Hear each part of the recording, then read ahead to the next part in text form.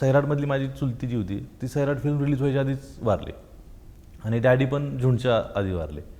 आणि मला वाटतं ही माणसं युनिक आहेत आणि एका बाजूला अमिताभ बच्चन, एका बाजूला इतका साधा माणूस आणि आउटस्टँडिंग, ते त्यांना काय भीज नाही.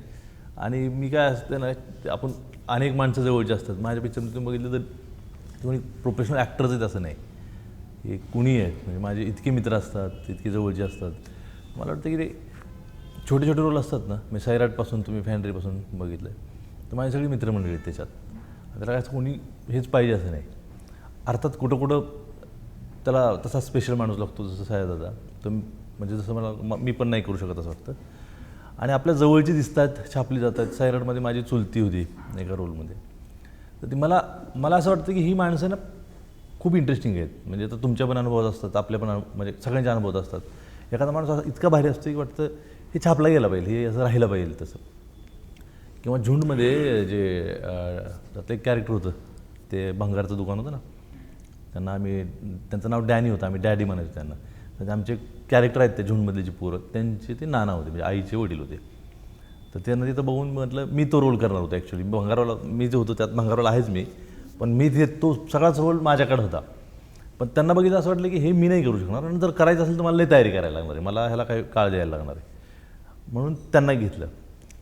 आणि म्हणजे आनंदाची पण गोष्ट जरा त्याला काय म्हणू, थोडंसं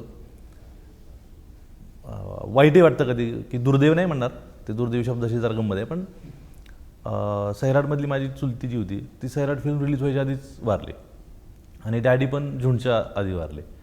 आणि मला वाटतं ही माणसं युनिक आहेत आणि एका बाजूला अमिताभ बच्चन, एका बाजूला इतका साधा माणूस आणि आउटस्टँडिंग, ते त्यांना काय भीज नाही. म्हणजे पण मला असा प्रश्न विचारायचा की तुझ्या चुलती एवढी व्हेरिएशन देणारे काय ॲक्ट्रेस दिसते का डोळ्यासमोर कोणी?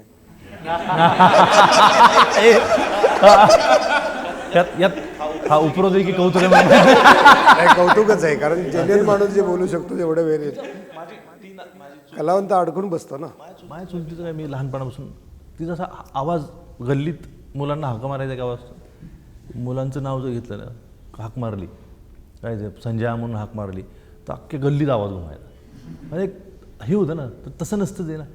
आणि सहज बोलता बोलता कशाची नकला करून दाखवायची. म्हणजे रायरंद आला त्याचं, मला वाटतं सैराटच्या मेकिंगमध्ये त्यांनी केलेलं ते आहे, तुम्ही जर बघितलं असेल तर ते रायरंद म्हणजे तुम्ही काय म्हणता त्याला, बहुरूपी जे असतात, तर ते किंवा अनेक लोकांची ॲक्टिंग करून दाखवणार नाही. म्हणजे ॲक्टरच होती पण ते स्वतःला ॲक्टर समजत नव्हते.